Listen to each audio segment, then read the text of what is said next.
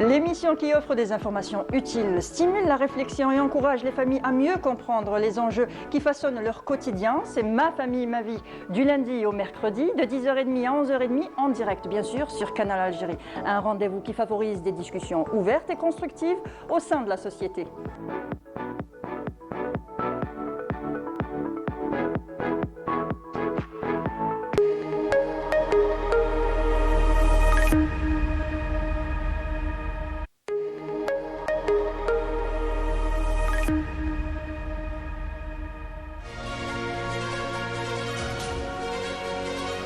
Nous sommes en pleine saison olympique et nos athlètes se préparent activement pour le grand rendez-vous de Paris. L'émission 52 minutes chrono suit et accompagne ces athlètes dans leur préparation.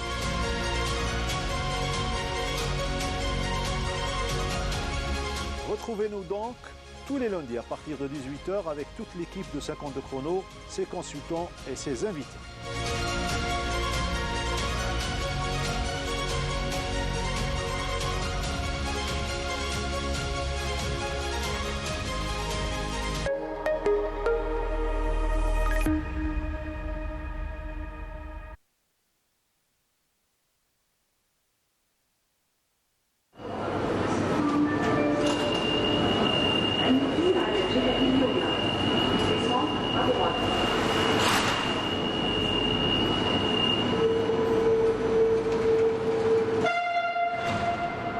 بعد الحبة راح ننسى.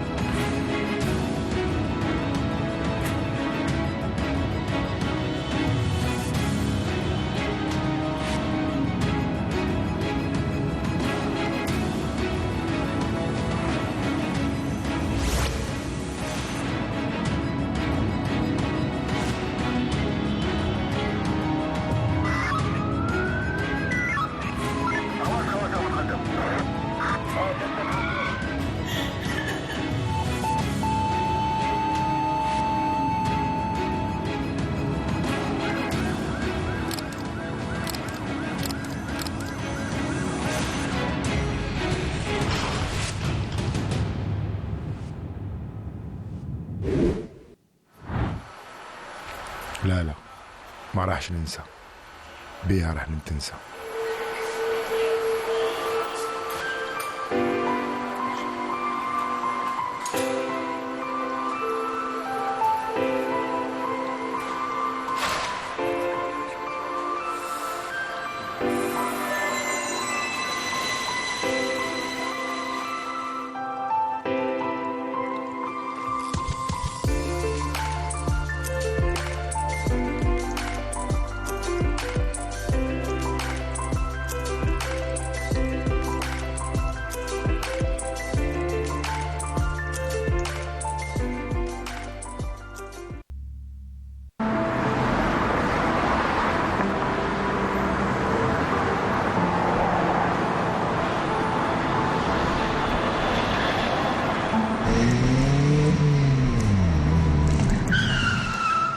التركيز على تليفونك يمنعك باش تشوف ولا تسمع واش صار حولك.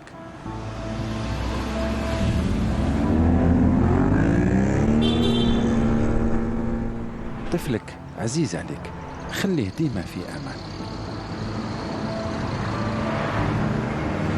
كي تقطعوا استعملوا الممر الراجلين واستناو الإشارة الخضراء. الراجلون أكثر ضحايا حوادث المرور، كونوا حذرين.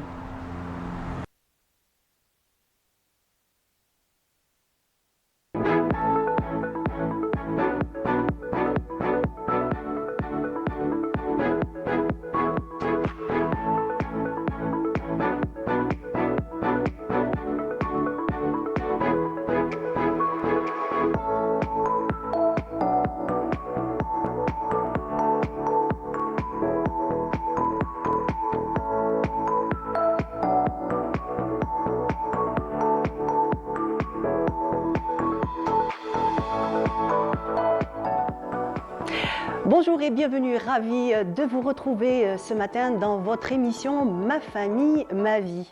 Le 31 mai est la journée mondiale sans tabac. Comment faire reculer cette épidémie tabagique qui est la deuxième cause de décès à l'échelle mondiale?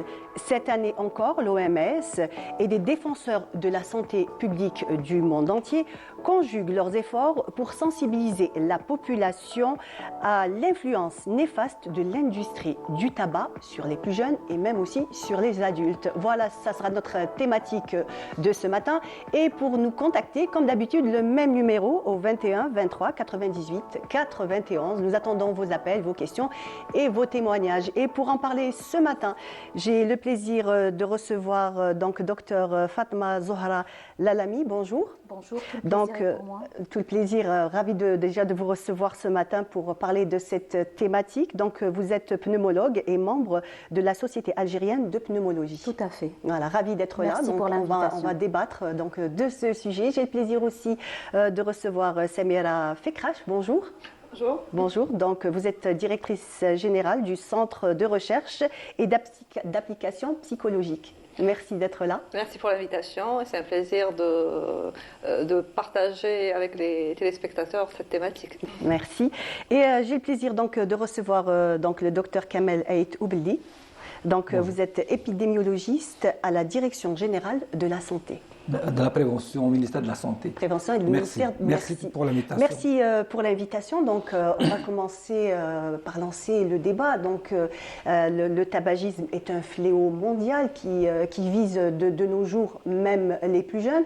On a l'impression que c'est une liberté, cette liberté personnelle, mais en réalité, on tombe dans un cercle de dépendance qui est très très difficile de s'en sortir.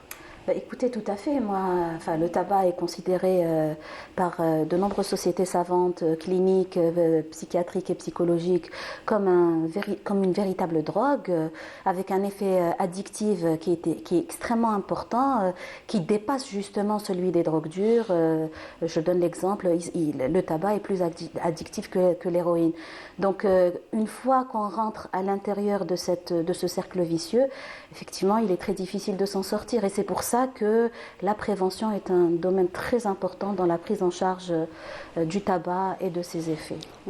Donc, en parlant de prise en charge, docteur, au niveau du ministère, donc, quelles sont toutes les initiatives qui sont mises en place pour faire une lutte conséquente? En tout cas, d'abord, merci pour l'invitation et pour l'intérêt que vous accordez aux problèmes de santé, dont celui du tabagisme. Comme vient de le dire le docteur Lalami, le tabagisme est un problème, mais il faut être conscient que le tabagisme reste un problème de santé publique de notre pays, malgré tous les efforts que font les autorités. C'est vrai, il y avait une avancée, les choses sont améliorées, on voit pas maintenant de fumeurs dans un bus. Par exemple, il y a eu des progrès, mais malheureusement, il reste beaucoup à faire. En termes, d'abord, le tabagisme, il faut être conscient aussi que ce n'est pas le problème du ministère de la Santé à lui seul. Le tabagisme, c'est un problème de santé publique, c'est un problème de société. Ça veut dire que tout le monde est concerné par la lutte anti-tabac. Et ça, sur le plan sectoriel, les différents ministères, sans oublier la société elle-même, la population elle-même doit être concernée par le problème du tabagisme à partir de la famille elle-même. Au niveau du ministère de la Santé, d'abord nous avons un cadre référentiel de coordination. Il y a un comité intersecteur ministériel où il comprend des experts en termes de tabagisme, sans oublier qu'il y a un comité intersectoriel des maladies non transmissibles, plus précisément des facteurs de risque des maladies non transmissibles, sachant que le tabagisme est un facteur essentiel dans les maladies non transmissibles. Et sachant aussi que dans notre pays, il y a pas mal de textes, justement, de prévention qui luttent anti-tabac. Je cite notamment les lois de santé, celles de 85 et de 2018, sans oublier le décret exécutif de 2001 qui interdit l'utilisation du tabagisme dans l'espace public, et sans oublier aussi le décret présidentiel de 2006 concernant ce qu'on appelle la convention cadre de lutte anti-tabac de l'OMS. Donc il y a beaucoup qui se fait en termes de coordination et de texte, mais comme il y a beaucoup de choses qui restent à faire pour lutter contre le tabagisme, qui est un fléau mondial et un fléau aussi, un problème de santé publique dans notre pays. Effectivement. Je crois qu'il y a aussi le manuel d'aide au sevrage tabagique qui a été édité par le ministère en collaboration avec l'Organisation mondiale de la santé en 2016 et qui a justement permis la mise en place d'unités de tabacologie à l'échelle du territoire national. Merci beaucoup de rappeler juste pour te dire, la lutte anti-tabac dans le monde et en Algérie se base essentiellement sur ce qu'on appelle la convention cadre. Voilà. La convention cadre, on va en parler après. Qu'est-ce qu'exactement la convention cadre? La convention cadre, c'est pratiquement, elle concerne 6 éléments, 6 mesures. Oui. Ça, parce que la lutte anti-tabac nécessite un paquet de mesures. C'est pas une seule mesure à elle seule. On ne peut pas lutter contre le tabagisme avec une mesure à elle seule. Quelles sont ces mesures? Les 6 mesures, d'abord ce qu'on appelle la surveillance de la consommation du tabac dans notre pays. C'est-à-dire? C'est-à-dire, ça veut dire qu'il faut avoir des données, il faut faire des études qui nous disent exactement, d'une manière assez précise, quelle est la prévalence du tabagisme dans notre pays. Donc le nombre, c'est ça, c'est le nombre de fumeurs, c'est le nombre de fumeurs sexe, de notre pays, et par sexe, par âge, etc.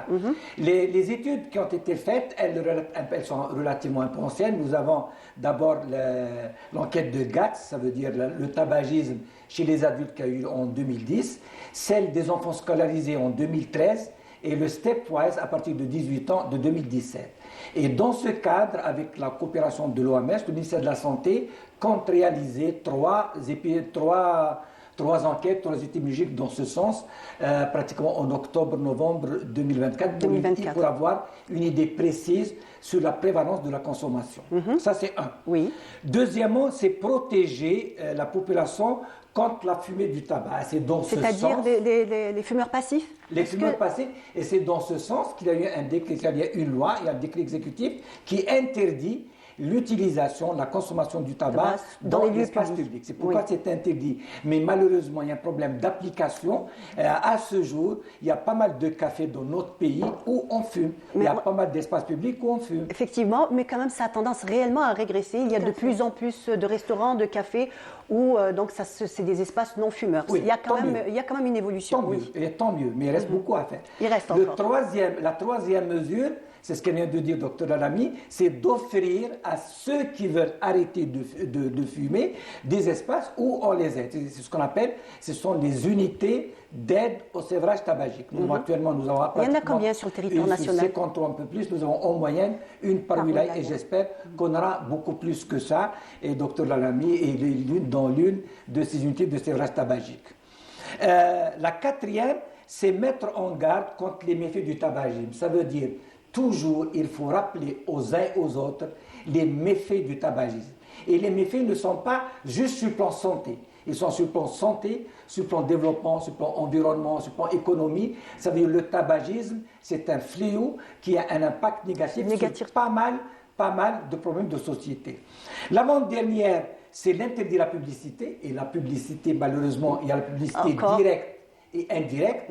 Et c'est pas... Je ne sais pas si vous êtes d'accord avec moi, c'est les feuilletons du Ramadan passé, il y a pas mal d'acteurs qui fument. Tout à fait. Oui, c'est vrai. En fait, cette année, les années précédentes, beaucoup moins. Oui. Donc, dommage. Je ne sais pas. Donc, c'est un grand dommage. Un grand dommage quand on tolère à ce que des acteurs fument. Mais malheureusement, il reste des exemples pour ceux qui suivent surtout pour les plus vulnérables, donc qui sont des cibles de proie faciles. Enfin, la 6e mesure, c'est ce qu'on appelle l'augmentation des taxes sur le tabac. Donc voilà, j'ai rappelé les 6 mesures. Et en parlant de taxes sur le prix du tabac, on sait très bien que quand même c'est une mesure qui a tendance à donner des effets. Effectivement, on peut voir par exemple en Europe le prix du tabac. C'est ce qui a donné le plus d'effets. C'est ce qui a donné le plus d'effets en fait. Des produits du tabac et de ses dérivés, parce que la taxation du tabac seule ne suffit pas. Le lobby du tabac étant extrêmement puissant. Donc quand vous interdisez ou que vous montez le prix du paquet de cigarettes, eh bien l'industrie du tabac va se déverser vers d'autres produits, du tabac sans fumée, les fameuses cigarettes électroniques, je crois qu'on en parlera tout à l'heure. Ou la sur du tabac, Et maintenant, ce que fait, et c'est le thème de la journée mondiale sans tabac cette année, c'est les tactiques, les subterfuges de l'industrie du tabac. Voilà. Maintenant, au lieu de vendre des paquets de 20 cigarettes, ils proposent des paquets de 3 cigarettes. Et ipso facto, le prix, il est beaucoup, beaucoup moins qu'un paquet de cigarettes. Et c'est l'une encore des une autre technique, en c'est fait. l'une du des marketing. techniques Ouais, de de marketing contourner. pour attirer les jeunes qui ne peuvent pas se permettre le prix d'un paquet de 20 cigarettes, mais il peut se permettre d'un paquet de 3 cigarettes. Et j'ajoute, vous savez bien que l'industrie du tabac, elle propose des paquets de cigarettes aux femmes. De loin, on a l'impression qu'il s'agit d'un paquet, d'un parfum. Du parfum. Même le packaging aussi, packaging. donc tout ça. Et pour les enfants, on les propose sous forme comme s'il s'agit d'une boîte de crayons de couleur. Et même malheureusement actuellement, et j'espère que ce n'est pas encore arrivé en Algérie, on propose même des cigarettes dans des buts. On a l'impression que c'est un jouet, sous forme de poupée, sous forme etc. Ce qui est incroyable, c'est que dans ces nouveaux mécanismes, ces nouvelles cigarettes électroniques ou nouvelle génération de cigarettes, vous allez aussi trouver des additifs type goût, mentholé, fraises, etc. Et justement, pourquoi? Parce que tout simplement, le lobby du tabac se concentre maintenant sur une population de clientèle de la société qui autrefois, ils n'arrivaient pas à cibler, à avoir, et là, ils réussissent à l'avoir. Les jeunes. D'une manière détournée. Les adultes, c'est déjà fait. C'est acquis, c'est dans la poche. C'est dans la poche, c'est acquis. Alors que c'est les jeunes. Eh ben, juste, on va rappeler le numéro de téléphone. Donc, si vous voulez nous joindre, c'est au 21 23 98 91. On attend vos coups de fil, vos témoignages et vos questions, puisque les spécialistes sont là. Oui. Moi, ce que je voudrais dire, on a commencé un petit peu par la fin, parce que sincèrement, le tabagisme est un problème de santé publique en Algérie et de par le monde. C'est une véritable. Moi, je vais au-delà de l'épidémie. Je parle de pandémie du tabac. Et indépendamment de cela, vous avez des personnes qui ont choisi de fumer, donc c'est des fumeurs actifs qui récoltent les séquelles de ce tabagisme sur la santé. Mais en parallèle, et vous avez un nombre de fumeurs incroyable, sur cette planète, vous allez avoir un individu sur 4, voire sur 5, qui fume, en sachant que sur les fumeurs, vous en avez 1 sur 2 qui va finir indubitablement par décéder d'une conséquence directe ou indirecte de ce tabagisme. C'est énorme, c'est un véritable fléau. Mais on va dire qu'on se concentre beaucoup sur l'action qu'on a sur ce fumeur actif, mais on oublie la frange de la population qui n'a pas décidé de fumer et qui subit les conséquences de ce tabagisme.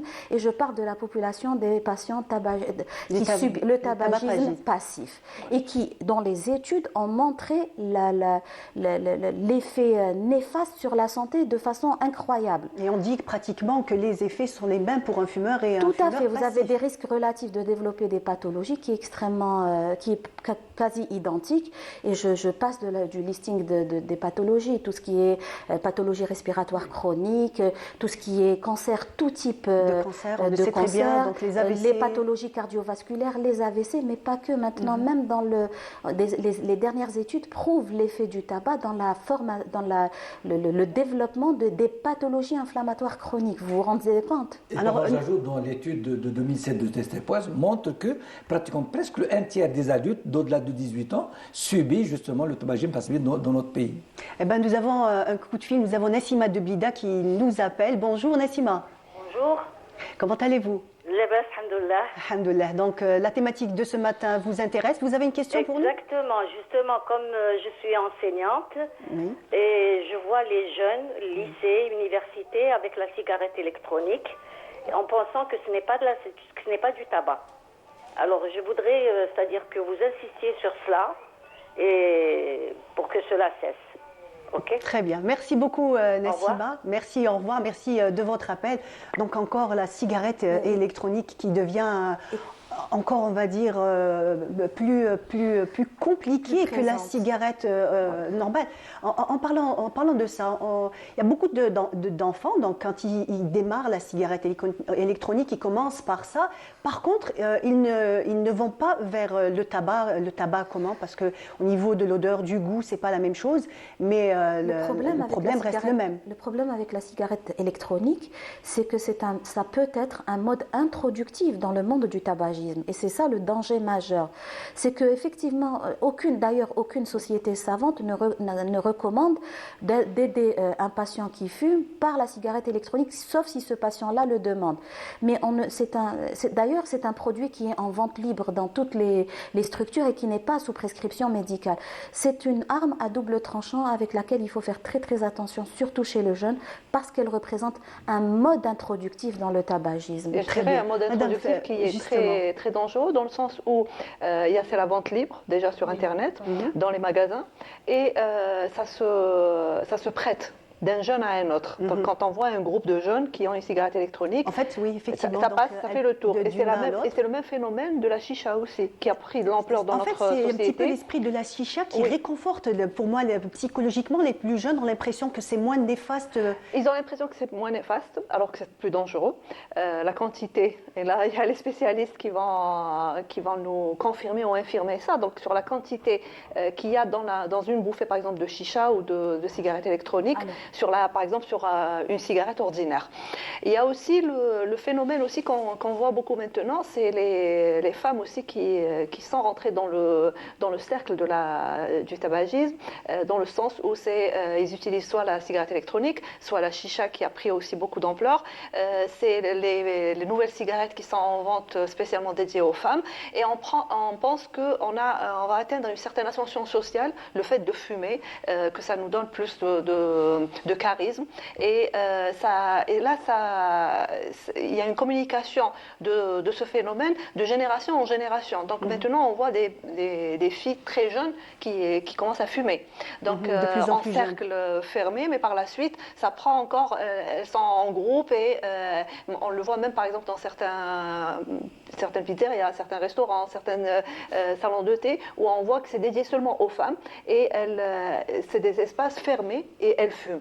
Donc la dangerosité, elle est encore plus grande. Et en fait ce qu'il y aurait de vicieux dans la cigarette électronique, c'est que quand généralement les mamans surveillent les enfants, donc dès qu'ils rentrent de l'école, on va sentir les vêtements, on va sentir l'enfant pour essayer de détecter l'odeur du tabac. Mais en fait là, avec la cigarette électronique, c'est absolument pas faisable, on ne peut pas. En fait, ils échappent carrément au contrôle des adultes de cette manière-là. Ils échappent au contrôle des adultes, mais c'est aussi le fait qu'on a dans l'esprit que c'est une cigarette électronique, elle est moins nocive. Elle est moins nocive. Donc même les parents sont moins regardants sur cet aspect-là, et pour eux, c'est plus facile d'arrêter une cigarette électronique qu'une cigarette classique. Alors que quand on tombe dans le piège, c'est la même chose. J'ajoute aussi, là aussi, il ne faut pas parler beaucoup de la cigarette électronique. Ça risque de nous faire oublier comme quoi la prévalence, c'est surtout les cigarettes traditionnelles. Dans notre pays, et Dieu merci, à la limite, relativement, il n'y a pas, l'utilisation de la cigarette électronique n'est pas encore bien utilisée en Algérie. Donc d'abord les cigarettes traditionnelles, avec fumée. Il y a le tabac sans fumée, chma ou machaba. En troisième, c'est la chicha. Après vient la cigarette électronique. Mais maintenant, on est obligé de prendre conscience. La cigarette traditionnelle reste le problème, et sans oublier, surtout en second lieu, c'est ça, la chicha. Mais malheureusement, la chicha, surtout dans les grandes villes d'Algérie, dont Alger, et surtout les quartiers un peu huppés, on fait beaucoup de publicité sur la chicha, les clubs chicha, etc. Chicha, café, et ça, c'est un très grand problème. Et malheureusement, ça, c'était pas dans la tradition de la population algérienne. C'était importé de notre pays, du pays voisin, d'abord du pays voisin de la Tunisie et même du Golfe. Vous voyez, malheureusement, et tout ça, c'est l'impact de la publicité dans les feuilletons dont je vous ai parlé. Le problème majeur justement de la chicha ou de la cigarette électronique, c'est vraiment que dans l'addiction au tabac, vous avez différents mécanismes. Le premier étant une addiction à la nicotine, où vous avez une stimulation cérébrale qui fait qu'on a besoin de prendre sa cigarette, mais vous avez aussi toute l'addiction comportementale. Le jeune va vers le tabagisme parce qu'il veut être à la mode, parce qu'il veut être in. Donc pour sortir ce jeune de cette addiction au tabac, il faut lui donner les moyens de pouvoir s'en sortir. Il faudrait justement tout ce qui est traitement substitutif, mais pas que. Le soutien psychologique fait partie intégrante de l'aide au sevrage tabagique. Donc, si on comprend le mécanisme de l'addiction au tabac, on sait quelles sont les solutions qu'on peut proposer à nos malades. Pardon, j'ajoute que j'ai dit que la lutte anti-tabac, ce n'est pas l'affaire du ministère de la Santé elle-même. Nous sommes sur le plan de sévrage. Je cite un exemple, par exemple. Le fait de construire un stade dans une commune, c'est une façon d'aide au sévrage tabagique. Très bien. Ou là, au non-tabagique. Très bien. On va revenir donc sur ça. Moi, je vous propose de voir ensemble un sujet de Yasmine Belhidja. On regarde et on se retrouve juste après. L'addiction au tabac, appelée le tabagisme, est une accoutumance à des produits fabriqués à partir de feuilles de tabac, que l'on retrouve notamment dans la cigarette. Cette addiction est provoquée par la nicotine, une substance psychoactive créant une forte dépendance. Chaque jour, des millions de personnes s'intoxiquent et intoxiquent leur entourage à cause de nombreux composants dangereux et toxiques contenus dans la cigarette. Allumer une cigarette, c'est déclencher une combustion des feuilles de tabac. Fumer, c'est inhaler plus de 4000 substances chimiques libérées par cette combustion. Goudron, monoxyde de carbone, benzène et bien d'autres. Ces substances sont extrêmement nocives pour l'organisme et de nombreuses sont considérées comme cancérigènes pour l'être humain. Une exposition répétée à ces produits a bien évidemment des conséquences sur votre santé. Sur le court terme, les fumeurs peuvent développer des problèmes cutanés avec l'apparition de taches ou de rides remarquées plus rapidement. Des problèmes buccaux par l'apparition de taches sur les dents ou de troubles de la gencive. Des problèmes digestifs et bien sûr des dommages aux poumons avec des infections respiratoires, de la toux ou une baisse de capacité respiratoire. Mais ce n'est que le début. Sur le moyen et le long terme, les conséquences sont désastreuses. Développement de maladies cardiaques 4 fois plus élevé que pour un non-fumeur et bien d'autres maladies. Vous avez déjà envisagé d'arrêter de fumer? Avez-vous déjà essayé? Libérez-vous de votre dépendance. Pensez à votre santé et à votre entourage. Donc, en parlant de dépendance, j'aimerais bien que vous nous expliquiez. Donc, il y a plusieurs dépendances. Il y a la dépendance à la nicotine, mais il y a aussi une dépendance psychologique. Donc, il y a aussi la gestuelle qui rentre. En fait, il y a de nombreux mécanismes qui se mettent tout autour de cette dépendance. Et c'est ces mécanismes qui sont importants à déceler. Parce que c'est d'un individu à un autre, ça change. Le contexte qui a fait que telle personne a commencé à fumer est différent d'une autre personne. Il y a des points communs, mais il y a toujours une histoire personnelle qui fait qu'on est parti vers la première cigarette, qu'on a commencé à fumer. Et autant on a commencé à fumer jeune, autant ça devient plus difficile par la suite d'arrêter parce qu'on a l'impression... C'est pas une idée reçue, plus on commence jeune, plus il est difficile de se libérer de cette addiction. Il y a toute une accoutumance, il y a cette addiction à la cigarette, à la gestuelle qu'on a développé, au comportement qu'on a développé, mais aussi à tout le rituel qu'on met en place pour fumer. Et aussi sur cet aspect qu'on a mis en place à un moment ou à un autre dans notre vie, que cette idée reçue que c'est impossible d'arrêter. Parce qu'on a eu des histoires dans notre famille où des personnes ont essayé, ont échoué. Et on donne toujours comme exemple les personnes qui ont échoué dans la tentative d'arrêter que les personnes qui ont réussi à arrêter de fumer.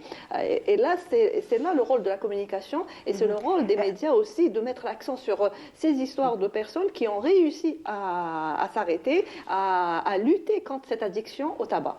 On parle un petit peu de mauvaise gestion de ces émotions. C'est une fuite.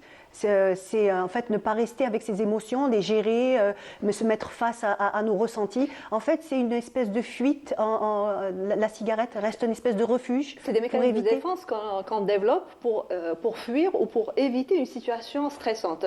Par exemple, on a une présentation à faire, on se dit on va prendre une bouffée de cigarette et ça va nous donner plus, ça va nous déstresser. Alors, par exemple, un problème personnel, des difficultés dans la vie quotidienne. Des personnes qui passent par des phases où il y a un manque de confiance en soi, il y a un manque de confiance des autres aussi, parce que quand on commence très jeune, parce qu'on a l'impression que les autres ne nous font pas confiance, qu'on n'est pas à la hauteur de leurs attentes. Donc on essaye de se donner une carapace, de se donner une image qui n'est pas la nôtre, mais on essaye d'imiter une autre personne. Et c'est là où je rejoins le docteur tout à l'heure quand il parlait de la dangerosité des effets qu'on a par la publicité indirecte. Donc par exemple dans les films, quand on a un acteur qui fume, Ça donne toujours plus de charisme. Ça donne plus de charisme, et on assimile cette image à une image de positive, et on se dit, ah, si je fume, inconsciemment, si je fume, j'aurai plus de respect des autres, je vais m'imposer, je serai plus fort, j'aurai cette prestance devant les autres. Donc c'est tous ces mécanismes qu'il faut surveiller et élaguer au fur et à mesure, parce que l'image qu'on donne aux plus jeunes est très importante. Qu'est-ce qu'on donne comme image? Qu'est-ce qu'on donne comme substitut aussi à ce jeune? Donc autant on donnera des images positives, autant le jeune arrivera à lutter contre cette addiction et à ne pas tomber dans le piège aussi de l'addiction au tabac. C'est pour ça qu'en fait, l'aide au sevrage tabagique est très difficile pour les professionnels de santé. Parce que la première étape est une étape d'entretien motivationnel où vraiment on va identifier ces circonstances psychologiques particulières qui ont fait que le patient rentre dans le mode du tabagisme et qu'il ait continué à fumer et qui peuvent être potentiellement des facteurs soit de non-arrêt, soit de rechute. Et le professionnel de santé va développer des mécanismes de protection contre ces rechutes. Donc c'est une véritable maladie. Donc quelles sont, on va dire, les étapes à suivre pour le sevrage? Alors pour le sevrage, toujours, c'est un travail collaboratif qui se fait avec le fumeur. D'abord, il faut identifier dans quel stade votre fumeur est. Est-ce qu'il est capable, est-ce qu'il a la volonté d'arrêter de fumer ou pas? Notre démarche en tant que professionnel de santé ne sera pas la même. Donc, et tout se décide avec le patient. On va identifier ses motivations à l'arrêt. On va identifier les facteurs qui ont fait qu'il veut continuer à fumer. Et on va essayer de travailler avec lui sur ça. Dans l'aide au sevrage tabagique, l'acteur principal dans la gestion, c'est le patient lui-même. Nous, on apportera des moyens qui vont l'aider à diminuer ou de préférence d'arrêter de fumer. Et je citerai les substituts nicotiniques. Justement, est-ce que les patchs et les chewing-gums sont réellement une aide pour les personnes qui veulent arrêter? Tout à fait. Les études ont prouvé que lorsque vous prenez deux fumeurs, que vous aidez un fumeur avec une substitution nicotinique, vous multipliez par 3 la chance d'arrêter de fumer. Donc c'est quand même pas rien, c'est quand même assez conséquent. En sachant que dans les mécanismes de l'addiction, je l'ai dit tout à l'heure, vous avez quand même la dépendance physique à la nicotine, et tous les cliniciens connaissent le test de Fagerström qui nous permet justement d'évaluer cette dépendance nicotinique. Vous avez le fumeur occasionnel qui va prendre une cigarette de temps en temps, vous avez le fumeur chevronné, très très dépendant de la nicotine, qui va se lever le matin, la première chose qu'il fera, c'est de prendre sa cigarette. Alors moi j'ai une question à vous poser. Est-ce que le fumeur occasionnel aura les mêmes, on va dire, le même danger et dans la même ligne que le fumeur là aussi, quotidien? Donc, vous savez, pour la petite anecdote, on va avoir des fumeurs qui vont venir, qui vont dire mais non, moi je suis pas addict, je prends une petite cigarette de temps en temps, ça ne me fait rien du tout, j'arrête quand je veux. Oui. Mais au final, quand vous creusez, c'est une véritable addiction. C'est vrai qu'il y a l'intervention de la quantité de tabagisme, donc l'âge de début, la quantité de tabagisme, mais le fumeur occasionnel a un risque relatif de développer des pathologies qui est important. Le risque de décès précoce est important. Donc le fumeur occasionnel, c'est pareil. C'est pareil. La gestion doit être la même. C'est un mensonge C'est pas un mensonge, vous savez. En fait, le fumeur, il trouve dans le déni peut-être. Il est un peu dans le déni et puis il essaie de trouver les arguments qui font qu'il est dans la banalisation. Pour déculpabiliser. C'est comme le fumeur qui vient me voir et qui me dit, vous savez, mon voisin, il a 99 ans et il fume, ça l'a jamais, et il va très bien, il a jamais consulté. Généralement, ce genre de personnes trouvent toujours de bonnes excuses. Pour se réconforter soi-même. Se réconforter et trouver des excuses. Trouver des excuses, se déculpabiliser surtout sur l'aspect économique, parce que ça touche le portefeuille de la personne qui fume. C'est quand même un budget. Donc, pour un petit peu éviter cette question de dire combien tu dépenses pour la cigarette, il va trouver l'exemple, par exemple, de la personne qui est âgée, qui n'a pas de maladie, qui fume, etc. et il vous dira oui, il fume de la cigarette, il prend du tabac chiqué, etc. Il va bien. Réellement, on ne sait pas est-ce qu'il va bien, parce que l'apparence physique, c'est une chose, mais le côté émotionnel, le côté parfois de certaines maladies qu'on n'a pas diagnostiquées parce que la personne ne se présente pas en consultation, fait qu'on ignore réellement l'historique de l'individu. Donc chaque cas est un cas et on ne peut pas se prendre comme exemple une personne qui fume. Donc c'est se leurrer et se dire et être dans le déni de la réalité des dangers du tabac et surtout des dangers du tabac sur l'espace qu'on partage en commun. Beaucoup de femmes de fumeurs, c'est elles qui souffrent. Parce qu'elles reçoivent la fumée, les enfants aussi, leurs enfants, des nourrissons. On voit maintenant certaines pathologies qu'on n'avait pas auparavant chez les enfants qui apparaissent parce qu'on a parfois justement, le papa et la maman qui fument. On reviendra sur justement ce sujet-là. Après tout ce qu'on vient de dire, on peut résumer en 3 messages. En termes de communication, 3 messages essentiels. Le premier message, le tabagisme. Le tabac n'a jamais été la solution des problèmes. C'est lui le problème. Ça veut dire qu'on a l'impression qu'on résout le problème en fumant, mais fumer ne résout aucun problème. Le deuxième message, c'est par rapport aux non-fumeurs, ceux qui n'ont pas encore commencé. On va leur dire attention, notamment à la première cigarette, et attention aux méfaits de la cigarette, du tabagisme. Il y a beaucoup de méfaits sur la santé, sur le développement, sur l'économie, tout. Et enfin, il ne faut pas oublier aussi le message positif par rapport aux fumeurs. On veut leur dire, quelle que soit la durée de votre fumée, quel que soit vous fumez, mais on peut toujours arrêter et il y a les bienfaits du sévrage tabagique. Et là, le bienfait, quand on va dans une unité d'aide au sévrage, ils ne sont pas des unités de sévrage, c'est pour qu'on utilise l'aide, parce que le premier pas doit venir du fumeur lui-même. Et tout est possible à n'importe quel stade du tabagisme. Ce sont les 3 messages essentiels qu'on doit lancer vis-à-vis de la société d'une manière générale. Le tabac n'a jamais été une solution. Par rapport aux non-fumeurs, attention à la première cigarette. Et par rapport aux fumeurs, on peut toujours arrêter et c'est bien d'arrêter. Je donnerai aujourd'hui, je vous donnerai comme exemple donc mon papa qui a commencé à fumer très jeune et donc à 50 ans du jour au lendemain. Donc c'est vrai qu'on l'avait un petit peu poussé, on était enfant, on lui disait non papa tu sens pas bon.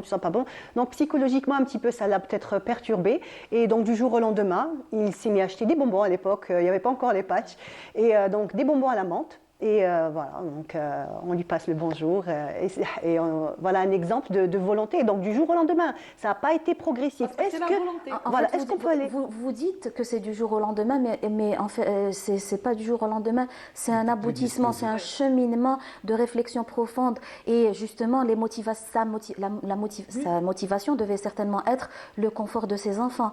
Donc c'est un long cheminement qui fait qu'on aboutisse à. Mais je veux dire en fait, l'arrêt a été net. Brutal. Voilà, c'est ça. Est-ce que qu'elle vient de dire, parce qu'elle vient de dire, ça paraissait que c'est brutal. Oui, mais il y a on l'a vu comme ça. Une réflexion derrière. L'historique, sans qu'il vous le dise, il a vécu toute une période de transition, il a réfléchi. Après, il y a le jour qui est venu.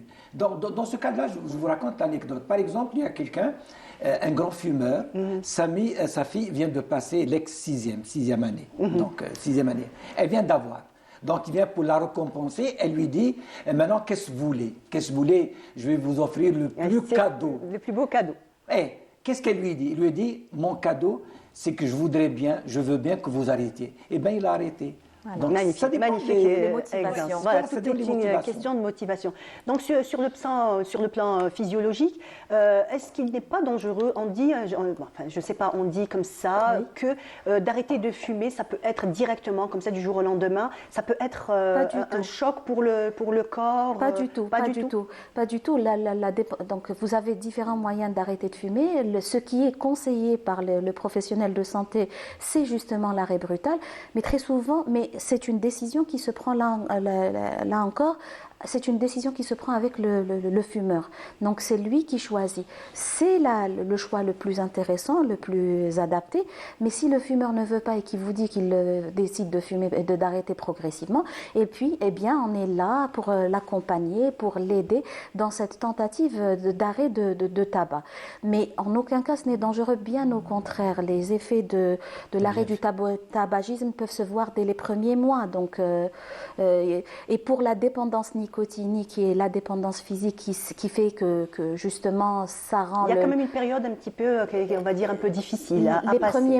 Le premier mois, les premiers 40 jours sont assez difficiles à passer et c'est pour ça que vraiment la substitution nicotinique peut être un moyen très très intéressant dans cette tentative d'arrêt. Il y a aussi le fait de pratiquer du sport. Une activité physique va aider aussi la personne à gérer ce manque, les périodes de manque, parce qu'elle va s'occuper. C'est une nouvelle démarche et une nouvelle vie. Il rentre dans une nouvelle vie. Il faut se dire qu'on va vers une nouvelle étape dans notre vie, une étape de bien-être. Donc c'est corriger ce qui a été mal fait auparavant, donc ce qui nous a détruit émotionnellement, qui a détruit nos relations sociales, parce qu'il ne faut pas oublier que la personne qui commence à fumer, à un moment ou à un autre, elle va se retrouver dans un cercle fermé, parce qu'il y a un rejet aussi des autres. Et à un moment donné, on a toute la famille qui est derrière. Qui va le mettre de côté, les amis aussi. Et on est rentré aussi maintenant dans une autre dynamique dans la société où on n'accepte pas la personne qui fume facilement. Par exemple, avant, on était permissif pour une personne qui va fumer dans un bureau. Maintenant, on dit non, ça nous dérange.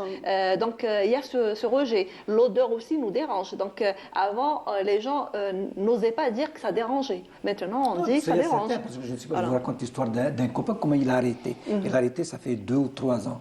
Parce que fait Ramadan, après le ftour, ça veut dire qu'ils ont l'habitude d'aller dans un kiosque où, entre amis, ils fument. Mais ce qui l'a aidé de ne pas faire, c'est qu'il a décidé de ne plus aller à ce kiosque. Et bien, ça l'a aidé à ne plus fumer. Ça veut dire qu'il n'y avait plus la tentation. Non, ni la tentation, ni l'ambiance justement de fumer. C'est les fameux mécanismes de défense qu'on doit développer avec le fumeur pour qu'il puisse arrêter de fumer et surtout, parce que c'est un problème majeur, c'est de retomber dans la rechute de ce tabagisme. C'est la rechute en fait qui est la rechute qui est très difficile. On dit d'abord le premier pas doit être fait par le conseil, par le fumeur lui-même. Mais sur le fait de lui permettre de créer des conditions de pratiquer des activités physiques, sport ou autre, justement, c'est une aide indirecte au sévrage. C'est pour vous dire tout le monde est concerné dans une commune. Le fait d'avoir des conditions de passer du bon temps, sport ou autre, aide justement aux non-fumeurs de ne pas fumer et il peut aider aux fumeurs de cesser de fumer. Effectivement, c'est vrai que comme vous dites pour les stades, on va réellement dans des quartiers comme ça, des petits groupes, on va aller faire un match de foot et tout ça. C'est vrai que c'est une espèce d'ambiance qui on va dire, qui détourne les enfants et les plus jeunes de ce fléau. Disons que l'oisiveté, c'est mère de tous les vices. Donc, c'est pourquoi je dis, ça veut dire, pour ne pas être mal compris, ça veut dire une seule mesure à elle seule ne suffit pas. Ça veut dire le fait d'avoir un stade ne suffit pas. Mais je veux dire, c'est un ensemble de mesures qui aident à ce que lutter efficacement contre le tabagisme. Mais justement, la lutte contre la sédentarité et l'activité physique est un élément important à double raison. Pourquoi? La première étant dans le bien-être du fumeur, mais pas que. Parce que vous savez que la plupart beaucoup de patients, quand ils arrêtent de fumer, il y a une prise de poids qui se fait à cause de l'action du tabac sur le métabolisme. C'est comme ça. Et donc, pour éviter cette prise de poids qui peut être justement constituer un blocage à l'arrêt du tabac, notamment un frein, notamment pour les femmes. Donc, donc une femme qui fume ne va pas s'arrêter parce qu'elle va se dire, si j'arrête, mon Dieu, je vais grossir. La lutte contre la prise de poids par l'activité physique est un élément important. Donc, exactement. Double raison. Parce qu'il est important aussi que cette personne ne tombe pas dans le piège de se dire « Ah non, je préfère fumer que de prendre du poids. Voilà. Parce que c'est l'image qu'on donne aux autres. Et on sait maintenant, malheureusement, que les médias ont donné pendant des années l'image que la femme idéale, c'est la femme qui avait telle taille, une taille 38, alors que ce n'est pas vrai. Donc, il faut ça. Voilà, ça ne correspond pas à tout le monde. Non, ça ne correspond pas à tout le monde. En plus, c'est un phénomène de mode. Ça a tendance à changer, heureusement. Donc, il est important de corriger cette idée reçue chez les femmes, mais aussi maintenant chez chez les hommes, parce que même les hommes maintenant, ils sont réfractaires au fait de prendre du poids. Donc mettre les mécanismes qui vont l'accompagner dans cet arrêt du tabac, donc la pratique d'une activité physique, la pratique aussi des exercices de respiration qui vont aider énormément. Par exemple, faire des exercices de cohérence cardiaque, ça va aider la personne déjà à gérer ses émotions, mais à gérer ce manque aussi qu'on a à un moment ou à un autre de la nicotine ou des autres aliments qu'on a ingurgités. Parce que quand on parle aussi de cigarettes électroniques, il y a on parle de nicotine, mais on parle aussi d'autres produits. Donc, qui sont aussi dangereux et aussi nocifs sur la santé et sur le mental et le côté émotionnel de la personne addicte au tabac. Vous avez aussi d'autres moyens, c'est ce qu'on appelle les médecines alternatives, qui n'ont pas montré une énorme efficacité, mais qui peuvent aider quand même, comme quoi, par exemple? Comme l'acupuncture, comme l'hypnose. Donc il y a beaucoup d'études qui sont en train de se faire autour de ces médecines alternatives. Donc il y a aussi les femmes et le tabac. On va parler aussi des femmes enceintes et des dangers qu'encourt le fœtus et le futur enfant. Donc il risque aussi maintenant, on sait qu'il y a des séquelles qui peuvent se voir sur les enfants. Vous pouvez avoir déjà, pendant la grossesse, vous pouvez avoir pas mal de complications au cours de la grossesse. Puis ensuite, à la naissance, vous pouvez avoir ce qu'on appelle des petits poids de naissance. Vous pouvez avoir un risque élevé de malformation congénitale, de pathologie cardiovasculaire chez le nouveau-né. Vous pouvez avoir tout. Et tout ça, le tabagisme au cours de la grossesse va créer un environnement d'inflammation chronique qui va faire en sorte que cet enfant sera plus susceptible de développer une pathologie allergique. Cet enfant sera plus susceptible, plus fragile qu'un enfant. Il sera plus fragile, il sera plus vulnérable, plus sujet à faire de l'allergie et qui est justement aussi là aussi un autre problème de santé publique et plus sujet aux infections respiratoires.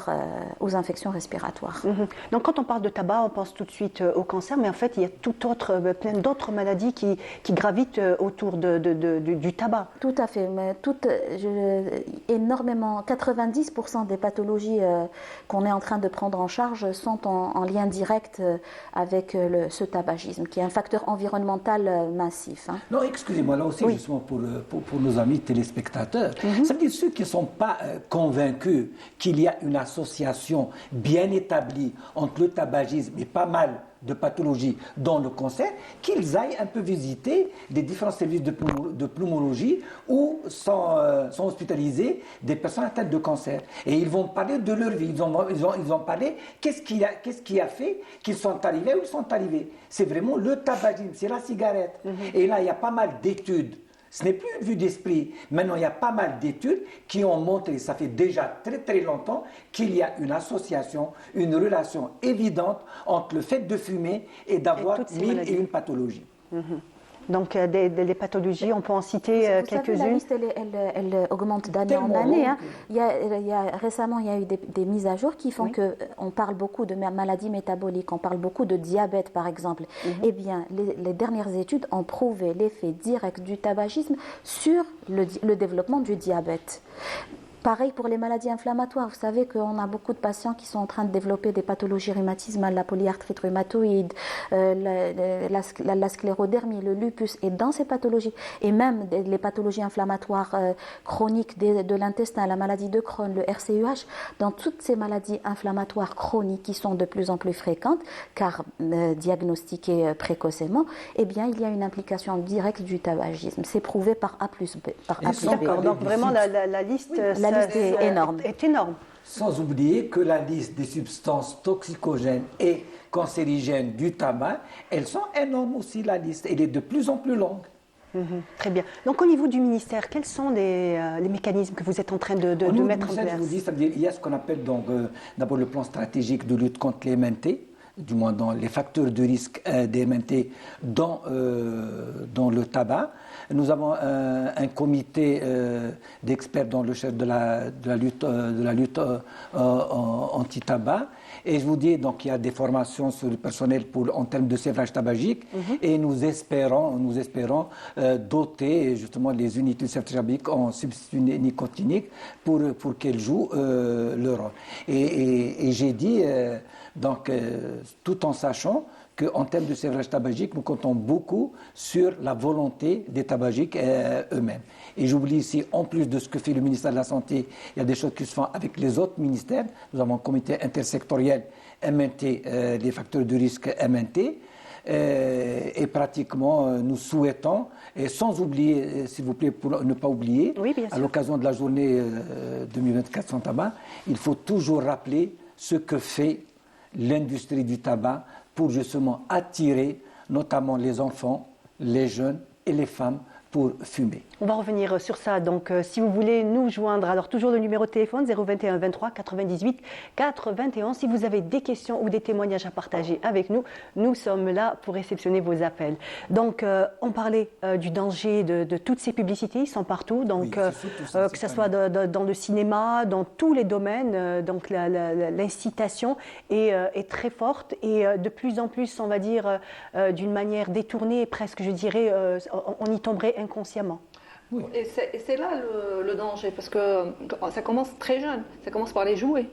À un moment donné, on les trouvait même dans les marchés sous forme de bonbons, c'est une cigarette, de porte-clés. C'était du chocolat. C'est du chocolat.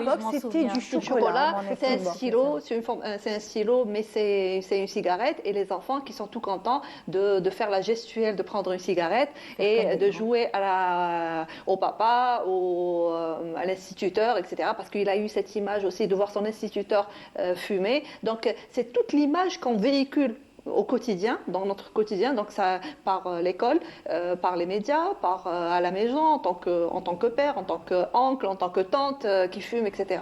Et l'enfant va assimiler cette image très jeune.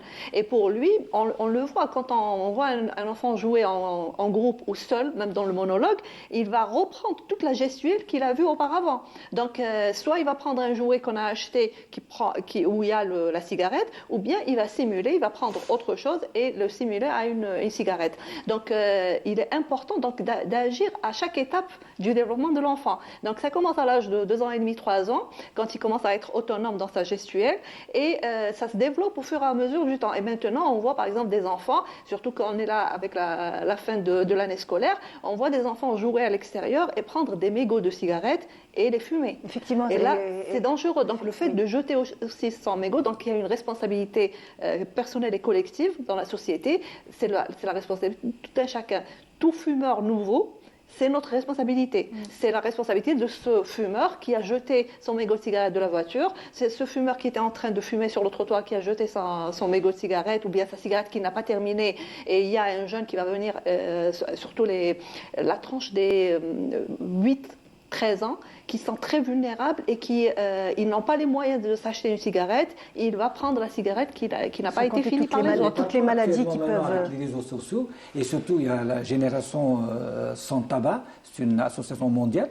Il faut voir vraiment, c'est-à-dire si on lit les documents internes des réunions des sociétés de tabac, c'est inimaginable quand ils vous disent on est là justement pour avoir plus de clients, etc. C'est vraiment incroyable ce que fait l'industrie du tabac pour avoir. Et là, sans parler aussi de la publicité indirecte, du parrainage, comment imaginer une société qui fabrique du tabac et nous a dit qu'ils ont des méfaits sur la santé et qu'ils parrainent par exemple un match de foot olympique. Mais c'est... Oui, effectivement, c'est en contradiction totale. La destruction de la société et du bien-être. En parlant de ça, est-ce qu'il y a des personnes qui ont une prédisposition génétique à être, on va dire, dépendants, à avoir cette dépendance au tabagisme? Oui, il y a une prédisposition génétique. Comme je vous l'ai expliqué, donc il y a des récepteurs nicotiniques au niveau du cerveau qui font qu'on est plus dépendant. Et du coup, il y a une prédisposition, non, mais une sensibilité personnelle à être un peu plus addict à la nicotine et donc à être un peu plus addict au tabagisme. Et puis, en dehors de ça, donc en dehors de ce contexte génétique, vous avez aussi le contexte environnemental en général qui suit. Donc, c'est des familles de fumeurs. Pourquoi ? Parce qu'il y a cette prédisposition génétique et puis parce qu'il y a surtout cet environnement stimulant qui fait que prendre une cigarette, c'est banal, c'est normal. Mon papa le fait, mon grand-père le fait, donc moi, dans la continuité, je le fais aussi. Donc, 2 facteurs s'y associent. Un facteur génétique qui est actuellement prouvé, parce qu'au départ, on parlait uniquement de la composante environnementale, et une stimulation environnementale qui fait que...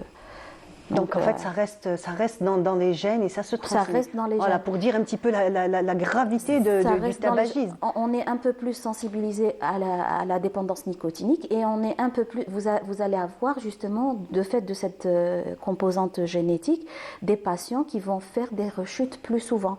Donc là, en fait, ça sera beaucoup plus difficile pour eux. Le sevrage tabagique sera beaucoup plus difficile pour cette population de malades. Donc, on va revenir aussi encore un petit peu sur la cigarette électronique qui est de plus en plus présente. On va dire que dans quelques années, peut-être même ça va remplacer le tabac. Actuellement, la cigarette électronique n'est pas très bien connue dans notre pays. Mais en tout cas, quand on se rapproche des écoles, surtout au niveau du collège, je vous dirais que, surtout au niveau du collège, pas au lycée. Au lycée, peut-être qu'ils passeraient directement à la cigarette, comme vous le dites, au tabac. Mais là, au niveau des collèges, c'est beaucoup plus facile à faire entrer en classe. Dans les toilettes aussi, je vais vous donner, par exemple, tous les sanitaires et certaines écoles, en fait, font vraiment une restriction au niveau des sanitaires. Pourquoi ? Parce qu'en fait, les élèves sortent, demandent à aller au sanitaire, mais en fait, c'est parce que c'est tout à fait facile, la cigarette est dans la poche. Parce qu'on voit que c'est la même cigarette qui va circuler dans un groupe. Et dans un groupe fermé, ils vont essayer de se cacher, que les autres ne remarquent pas.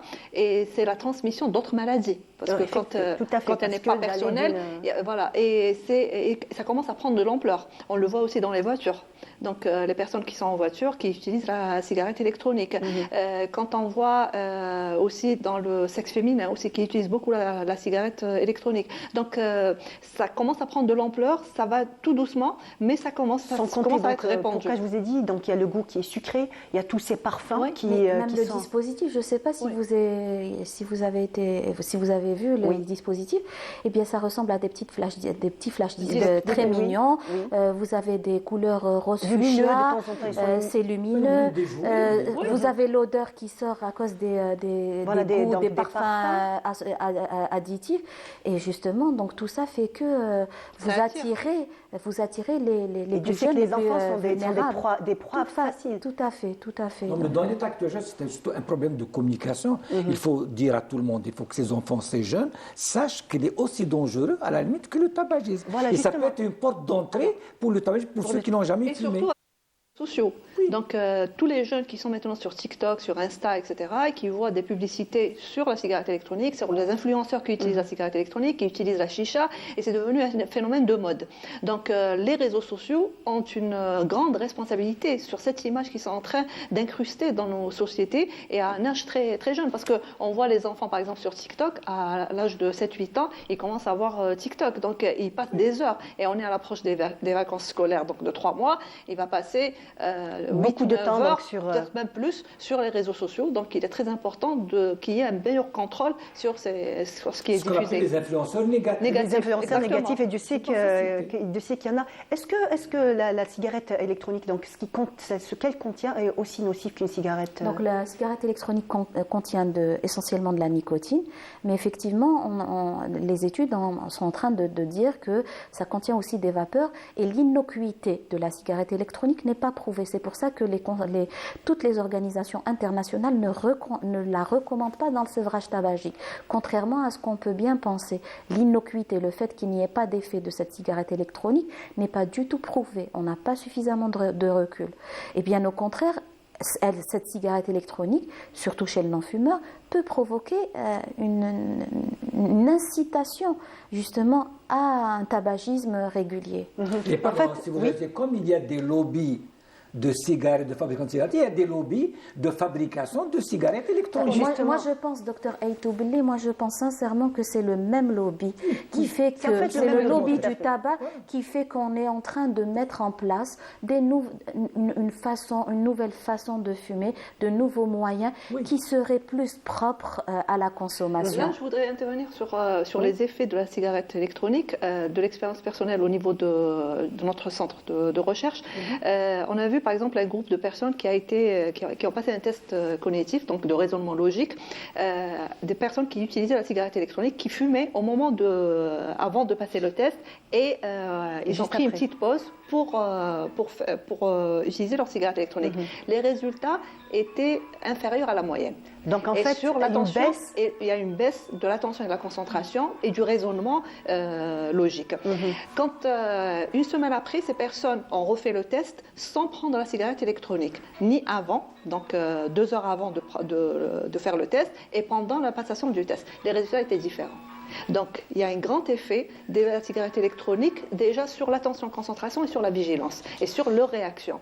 Donc, c'est pour ça qu'on dit faites attention.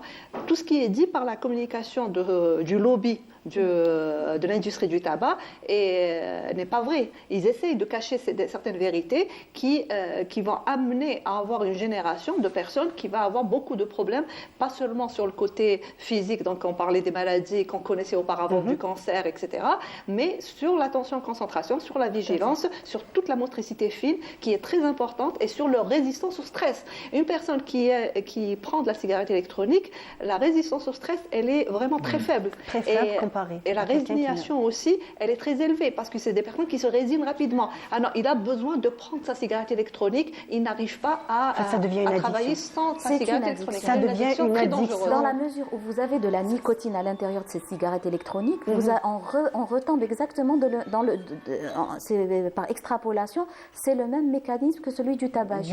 C'est juste qu'il y a un peu moins d'effet toxique dans la cigarette électronique. Mais l'effet addictif est le même. Vous allez avoir une personne qui sera addicte à sa cigarette électronique. Et c'est pour ça que les moyens préventifs ne doivent pas se concentrer uniquement sur le tabac tel qu'on le connaît, c'est-à-dire sur cette cigarette, mais sur le tabac et les produits dérivés du tabac, notamment la cigarette électronique qui, je précise, est en vente libre en grande surface. Et là, je rajouterais sur la cigarette électronique, mais sur la chicha aussi, parce qu'on a aussi des groupes de personnes qui utilisent la chicha et ça a un impact direct sur cet aspect. Parce que le défi, c'est de considérer que la cigarette électronique du tabac.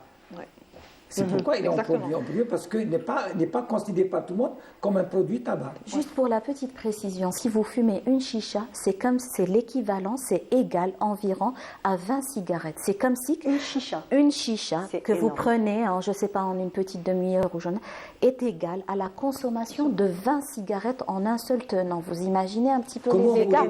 Comment voulez-vous dire que la chicha il est moins nocive que la cigarette? Et ça, c'est très important ce message qu'il soit perçu par les téléspectateurs, parce que beaucoup se disent ah non, ce n'est pas aussi dangereux, alors que c'est très dangereux. Donc chaque bouffée de chicha est très dangereux sur l'organisme, donc sur la partie physique, mais sur la partie mentale et émotionnelle.